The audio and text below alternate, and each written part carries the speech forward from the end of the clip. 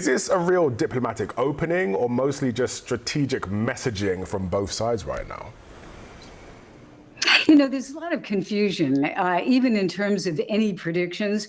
I mean, you do have to look at what President Trump said, and he said, hopefully, this temporary ceasefire is the beginning of the end. But I think accent on the word hopefully. And then, as you pointed out, Secretary Rubio said things are stalled. And then if you look at what Putin said, I always like to check the bottom line and the fine print. And what he's saying is, yes, things could be coming to an end, but he's saying, when he even said, I would be willing to sit down with Volodymyr Zelensky in a third country, but not to negotiate, to sign something that already is negotiated. So in other words, the likelihood of that happening very soon is not very great. So I think at this point, things are stalled. And the question is, can they somehow pull this out and get to some type of agreement, which is a big if.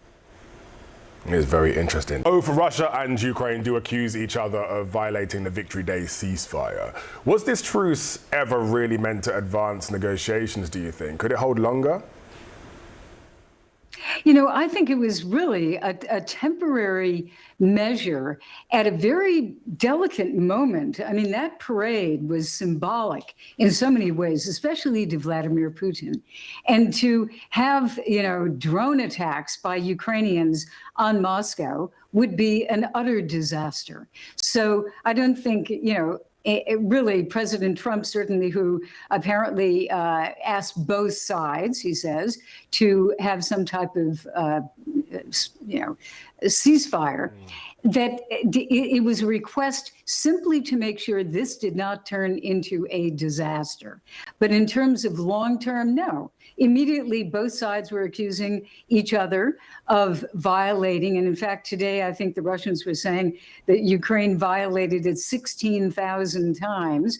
Again, it didn't really solve much of anything. Although you do have to say, Ben, that the fact that they are going to trade prisoners is a very good thing. That would be 1,000 on each side, and that's important.